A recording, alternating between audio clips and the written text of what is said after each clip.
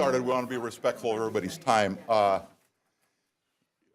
want to start with something that I think we all can agree on, Republicans, Democrats, all of us that are in the room.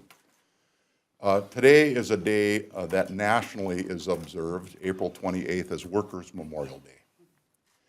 And it's a day where we all take a moment to pause and think about people who've been killed on the job and the impacts it's had and how it's changed not only their lives for being gone, but changed their families, changed their communities. So today's a pretty special day for me. I think about it every year, having known people who actually died at work.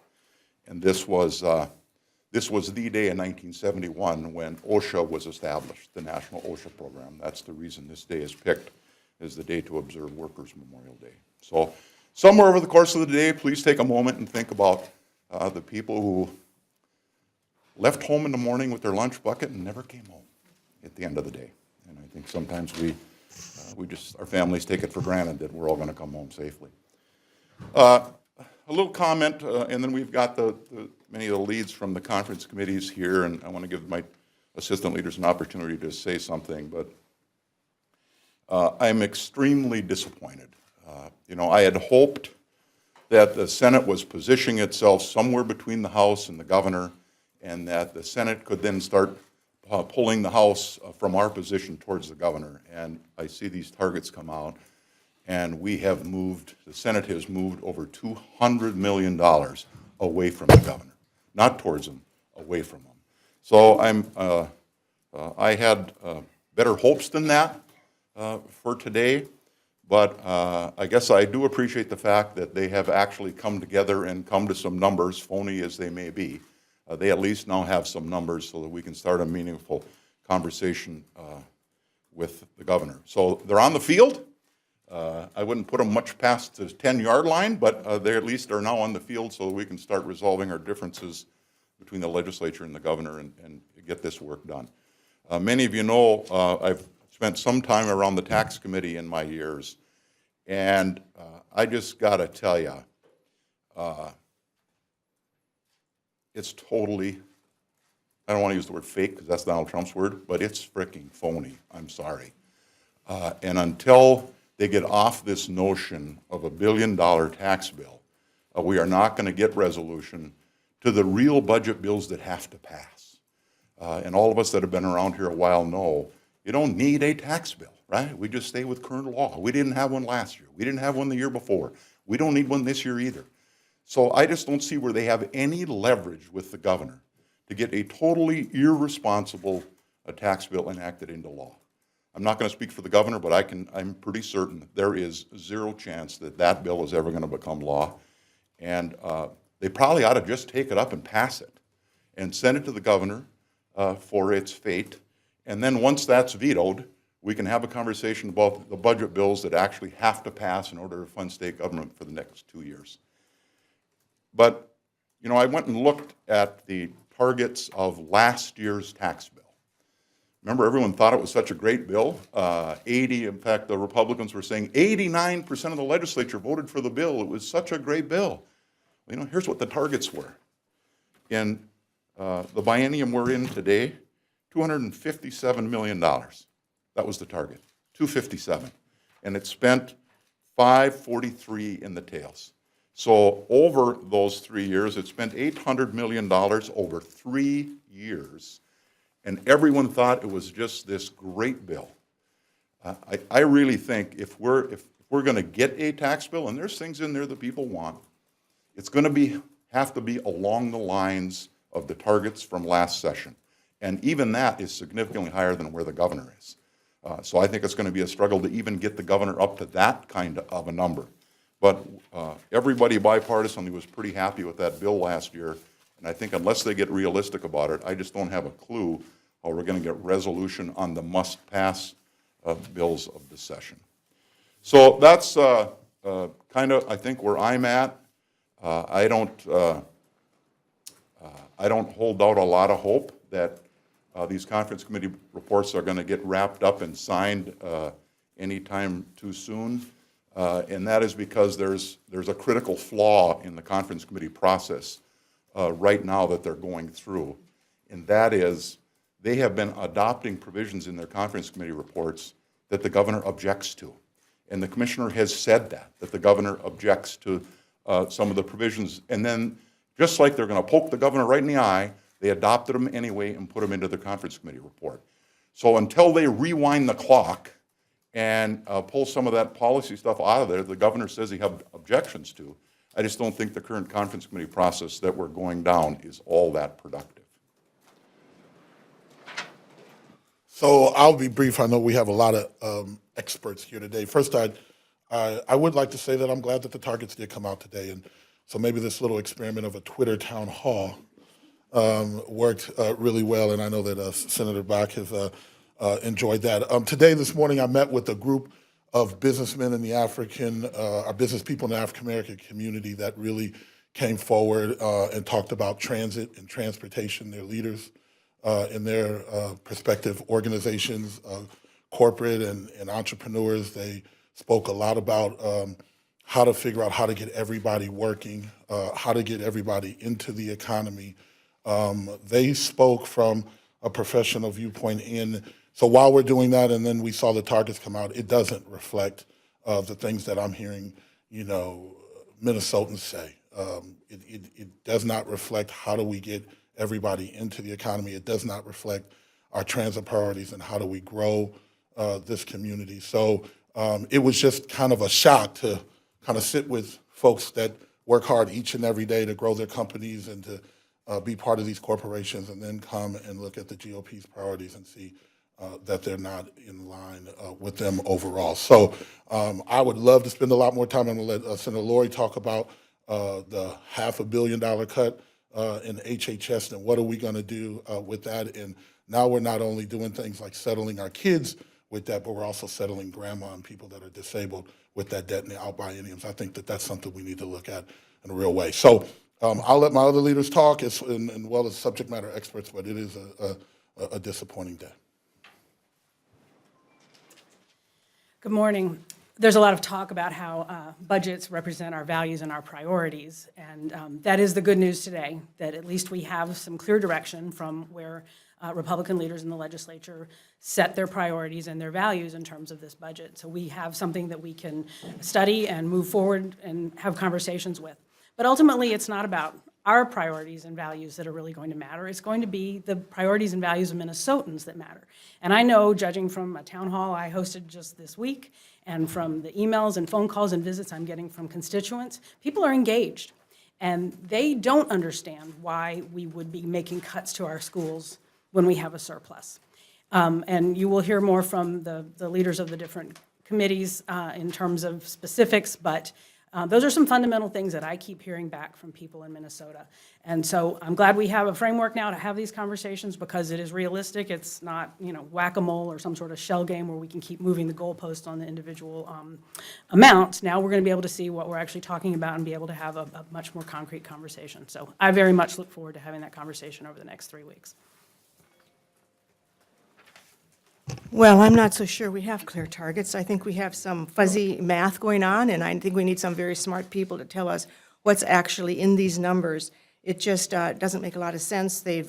I'm on state government, and they've combined that with other things, jobs, it appears. It appears that maybe even transportation, all in this one number. So you're going to have to dig through this and hope for we can get some clarity on this as we get our smart people that know the numbers on it. But right now, it's very fuzzy.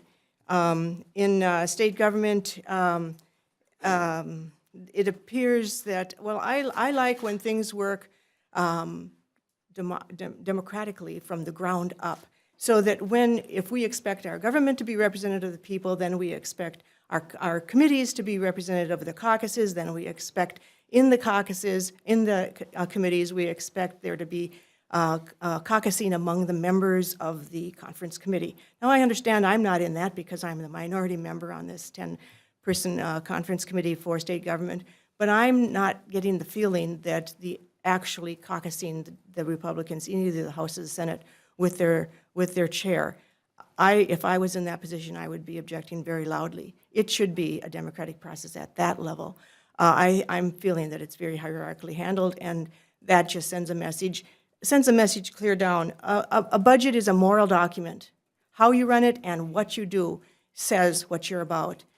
We cut for reasons of red ink from since 2000. Governor Dayton came in and said, it's time we straightened this out, got a structurally balanced budget, raised, as he said in campaigning, raised it on the top 2% and said, okay, now we're steady. Let's go forth and do good things for the people.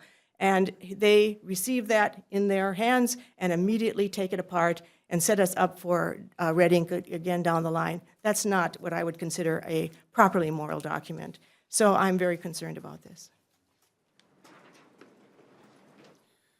Hi, I'm Chuck Uyghur. I'm a member of the conference committee. I also am the Senate DFL lead for education finance. Students are our future workforce. Our number one priority for our state is the preparation of these students. It's reflected in our budget, in our values. It's reflected in the Minnesota Constitution. Governor Dayton has put a high priority at over $700 million in his supplemental for additional funds for our schools to prepare students to help recruit the most talented teachers we can. The $300 million target proposed today is not progress, and I would think each member of the conference committee is disappointed because they've all stated we need to do more. We haven't. So the challenge will be to get that number up considerably. Governor Dayton is well over twice that amount. Key things, the formula, what our local school districts will decide for allocating expenses for their particular school district. They said at least 2% each year is needed, minimum. You can't do that at the amount being proposed for the $300 million. It's less. And that means there's going to be cuts in staff. We shouldn't do that that's not morally right with $1.6 billion deficit to be making cuts in education, our future workforce. So we need to put at least 2 and 2 into the formula, which would be about $120 per student for each year of the biennium. At the $300 million, you can't come close to that. And you could do nothing else even if you did that. So obviously that number is going to have to improve. The other area that we have to address is early education. I praise the governor for his $175 million initiative to continue the progress being made for early education pre-K4.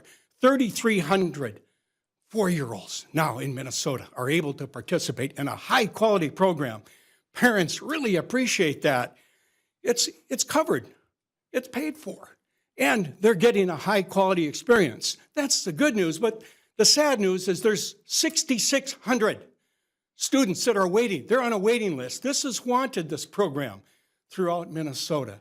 And this is how we can better respond to increasing the graduation rate to prepare the world's best workforce, to have kids in high-quality pre-K programs so they're ready for K, et cetera. We need to make that provision as well. The governor has that in his budget, and we will strongly advocate that. Thank you. Well, thank you for coming today. Senator Tony Laurie, member of the Health and Human Services Conference Committee, minority lead of the Health and Human Services Budget Finance Committee. I'm going to keep it very, very brief. I mean, we've heard a lot about how budgets are, about our vision for the future of Minnesota. And I mean, I just have to say, when we look at what the Republicans' vision is as outlined in the budget, we've already done nearly $900 million of money for insurance companies. That's Senate File 1, House File 5. Nearly $900 million has already gone out the door. Follow that up with $500 million of cuts to the rest of Health and Human Services, to our doctors, to our hospitals, to our elderly and disabled. That's the priorities that are coming out of the new Senate majority here in the state of Minnesota, and I think it's just the wrong set of priorities. $900 million into insurance companies, $500 million out of the rest of the Health and Human Services budget. Wrong way to go.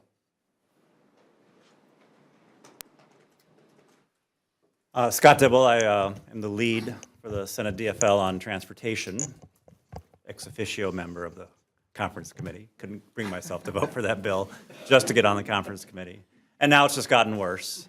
So I hope nobody, I saw the handout Mary is holding here. It's got transportation is in big bold letters. I hope no one buys it for 1 second. This is, I'm even annoyed that I even have to be here to respond because this is such a pathetic proposal for transportation. It does nothing but move us backwards. That tiny amount of money, which comes to $186 million per year, we don't know exactly how that's going to be divvied up, but even if every nickel of it went into just state highways, it wouldn't even keep up with our maintenance needs. But of course, it needs to be divvied up for local roads and county roads. Have they even said a word about transit? So if we're talking about the priorities of Minnesotans and taking care of Minnesotans, this is leaving Minnesotans abandoned and stranded. They are not going to be able to get to where they need to go, to get to their jobs, to get to school. If you're an aging senior, to be able to remain in your home. Our roads are going to continue to deteriorate. We are not going to attract the best and the brightest workforce.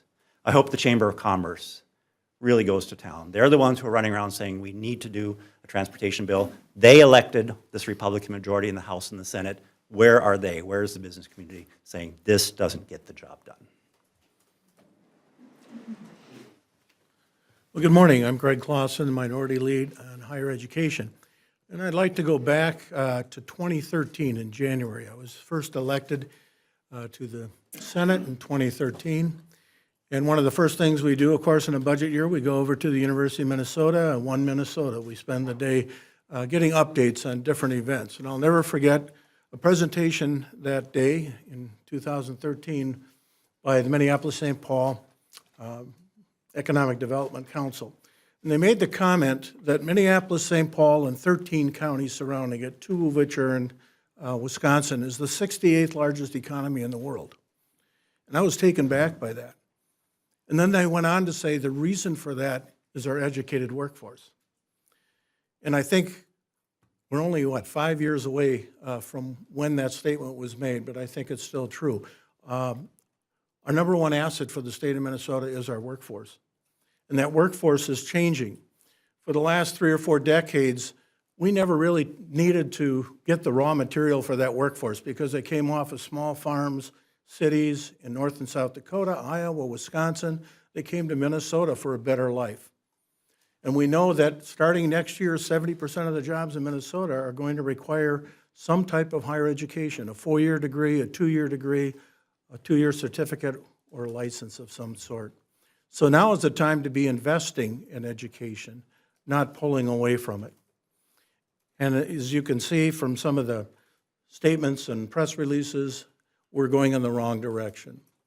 Educated workforce for Minnesota has always been the number one reason we're successful, both as an economic engine here in Minnesota, and then when you look at families and their success. Education has always been the route to a better life, and we need to continue investing in that. And there's some major issues that I have a real problem with. We're really not being fair to the University of Minnesota. When you look at the allocation that we're giving, they're talking 4 to 5% increase in tuition. That's not the direction we need to go. At one time, Minnesota was in the top 5 of the nation for higher education spending. We're now ranked 21st. So over the years, we have slid, and we're seeing it. We're not investing as we did at one time. And if we don't do that, I'm afraid that the consequences are going to be quite great. So I really appreciate you being here today and the opportunity to speak, and look forward for the next few weeks. Hopefully we can come to some resolution and give higher education a fair shake. Thanks.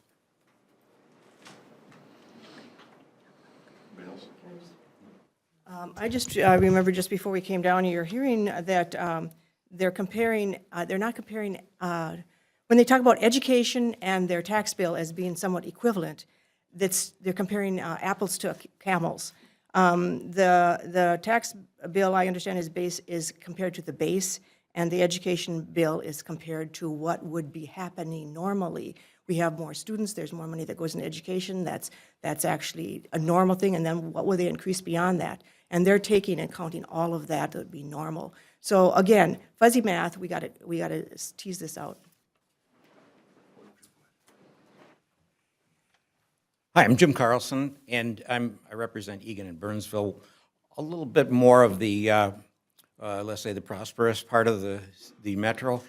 And my constituents are writing me, people that I've never heard from before, and they are telling me that, can you do something about this cut to education, about the cut to transit, about the cut to all of these issues that you've heard here?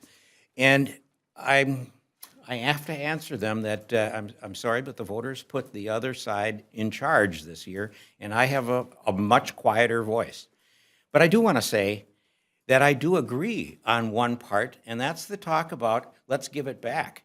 Now, giving it back, I look at it like I did when I was in my 3M career, and you got quite a margin, you would reinvest it. 3M has always had a very high level of investment of their sales, in which they like to boast that it's about 7% of sales would be reinvested in the future.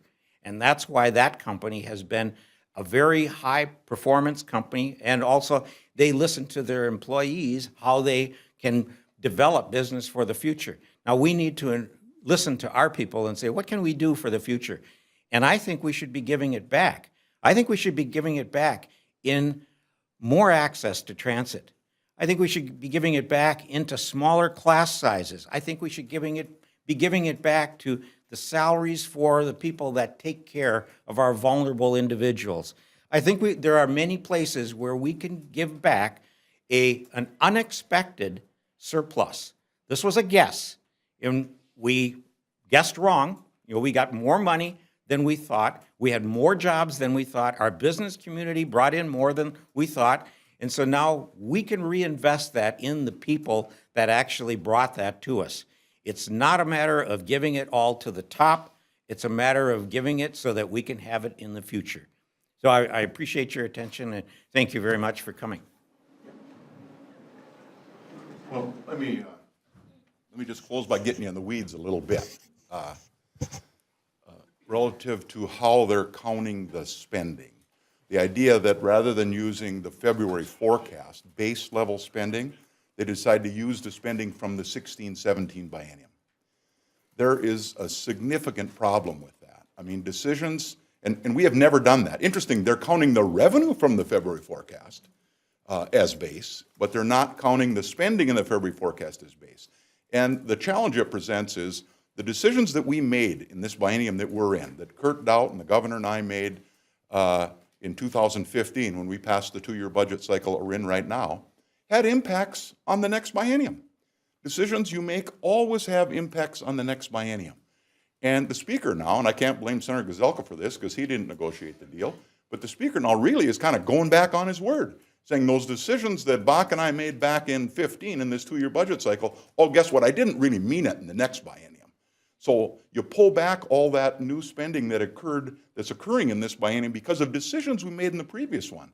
When you totally ignore the decisions that were made that had impacts on the legislative tails. It is just absolutely phony accounting. Interestingly enough, Senator Lane is right. The only place they're using the base is in the tax bill. And the reason is they have nothing else to do there because we didn't pass a tax bill the last 2 years. So the tax bill, aids and credits number, is the same because we didn't do anything in the last biennium to change it. But it is totally unfair, and 2 examples, and Senator Lane kind of hit on this. New pupil units in K-12. We have more kids in our K-12 system than we had in the last biennium. It's not fair to count that as new spending because we add pupil units, but under their proposal it does. If you add pupil units, oh gosh, we're spending more money on education. Well, it doesn't put one extra nickel into a school. It just funds new pupil units. And the other example is something that just happened. Senator Lawyer, what did we spend on that early rebate bill?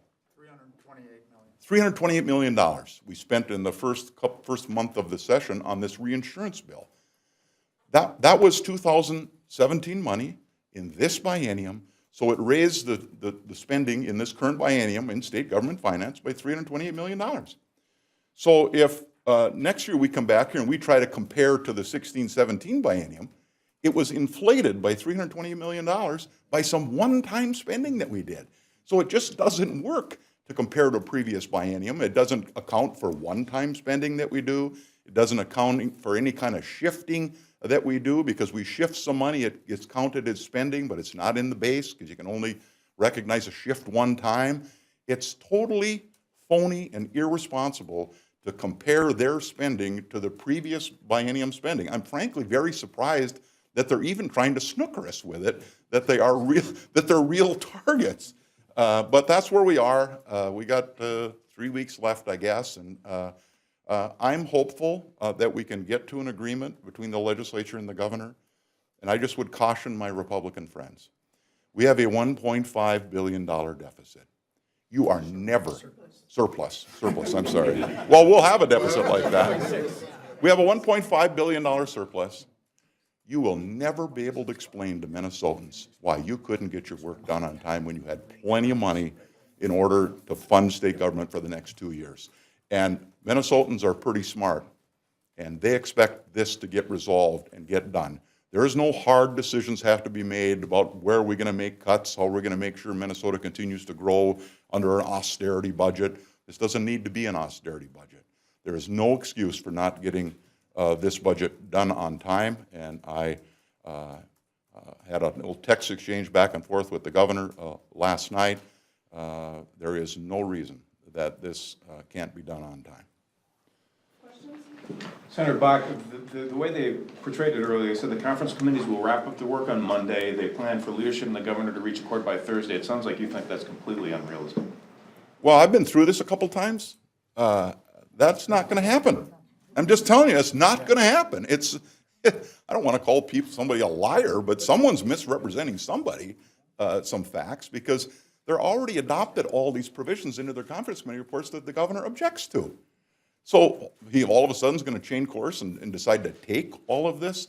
And, there's one piece that really bothers me that they've adopted. And I've actually been going to call a friend and asked if they might consider doing an op-ed about this. They decided in the State Government Conference Committee the other day to eliminate public financing of campaigns. That's their position. House and Senate have agreed. They're going to get rid of public financing in campaigns. It's not a huge number, but you know what? Someone's going to pay for campaigns. And you're just pushing campaigns further and further and candidates to special interests to help fund campaigns. That is a huge mistake to do that. And you know what? Who's going to advocate for that? It's hard for the legislature to advocate for that. It's going to look like we're advocating for ourselves, for money for our campaigns. But I think I know why they're doing it. It's incredible incumbent protection because new candidates don't have the fundraising capacity that an incumbent candidate does. So they really, really rely on public financing to help fund their campaigns. But this is great for incumbents, so I suspect that's probably why they're doing it. But it's going to just drive more and more special interest money into campaigns, and not just for the legislature, for every other office that participates in public financing in an election cycle. I just think it's, and I'm not going to ask them to take it out. If that's the direction they want to go. I'm not going to say all you do is care about your own campaign, because that's not true. But I tell you what, it's taken financing of campaigns in the wrong direction. Very small little thing, but shouldn't go unnoticed. This is something that I've bit off big time, because I couldn't have run without that as a portion of the sources of my money. And this is you eliminate ordinary people from running. What happens is that we can't constitutionally restrict the limit on how much a campaign can use unless we voluntarily agree to those limits.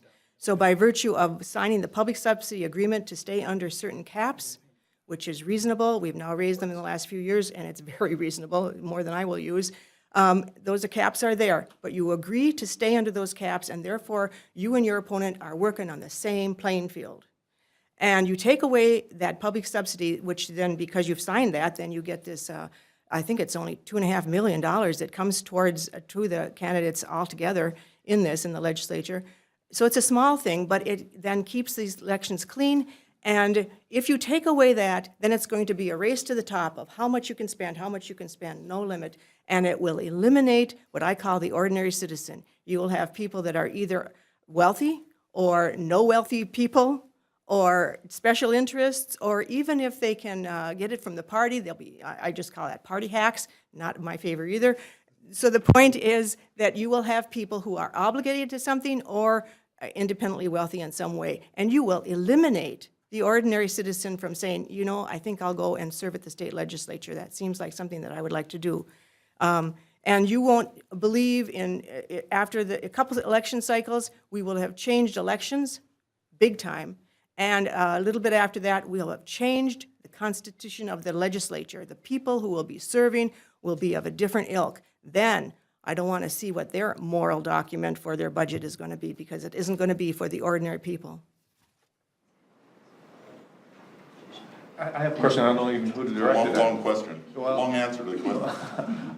I did a story this week about the mixing of policy and finance, and I talked to Justice Paul Anderson, who back in 2000, as you remember, had a dissent about that one day this is going to result in an omnibus bill being knocked completely out. He said that he foresees that as a strong possibility. I don't know if you agree, but do you worry about this? There's sort of a nudge, nudge, wink, wink attitude toward the mixing of policy and finance provisions. What's your view on that? Well, you know, that's been a long-standing thing for the House of Representatives. And the Senate, to their credit, has much less policy than the House said in their budget bills. I actually sent a letter this time last year, on April 6th, to the Speaker and asked him not to put policy in the budget bills, because I thought bringing resolution on the budget numbers was just made much more difficult when budget bills are cluttered up with a bunch of policy. I mean, I'll give, I think the gold standard this year goes to Senator Limmer. I mean, he's got a judiciary bill with, Senator Latz told me, no policy in it. Good for him. It's a budget bill.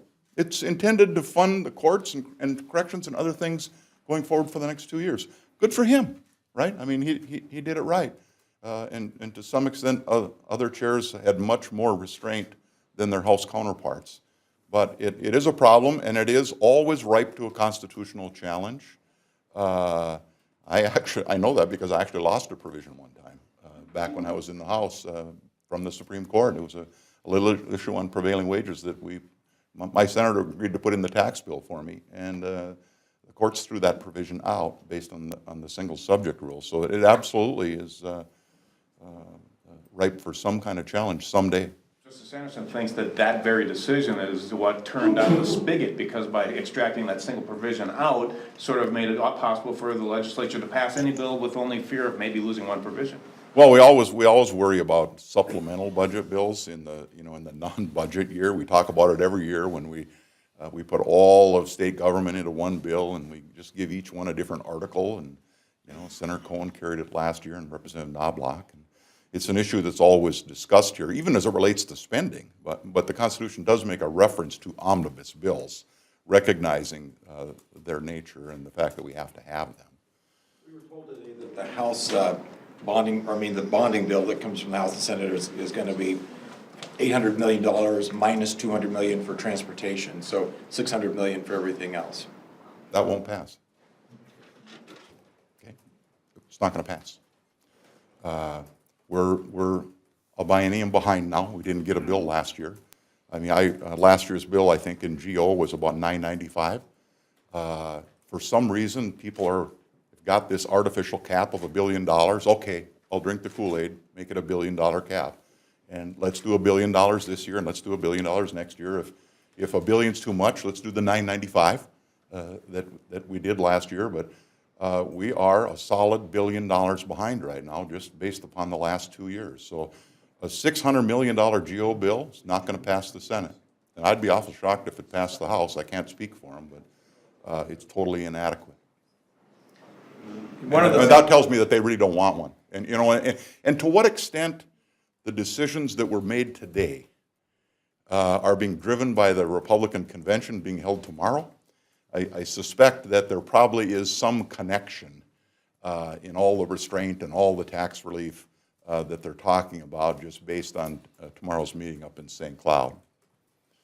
The 1.5% that they're gonna put on the formula for E12, they're saying that most of that would go to teacher raises anyway, rather than new programs that would solve some of the problems in the schools. Well, last time I looked, schools are about 85% salaries. So, I mean, if you're gonna put money into schools, it's gonna go to salaries because it's very labor-intensive function, and that's not a number that we just made up here the last year. It's been historically that way for a long time. Most of the money that goes into education goes into, state money goes into salaries. Most of the capital bonding stuff is covered through voter-approved referendums, with the exception of some equalization that the state provides, but it's, I'll check this. That's true, but more resources are needed. We have a crisis right now in hiring highly qualified teachers, particularly in rural Minnesota. School districts who decide what's going to be done with the formula money, that's local control, need additional funds for recruiting and retaining highly qualified teachers. I think they just should admit that if they're going to do 1.5% and 1.5%, it's going to drive property taxes, because it's not going to be enough money. The school boards have been real clear with us and the school administrators that they have to have a minimum of 2 and 2, and absent that, you're going to see more and more voter-approved referendums run, and property taxes continue to be a larger component in funding our K-12 system. And I just am somebody who believes that funding our K-12 system is a constitutional responsibility, and the state should pay for it. And shifting more and more into the burden onto property taxes, I think that might be their priority, for more reliance on property taxes. I don't think it's shared by us here. Thank you.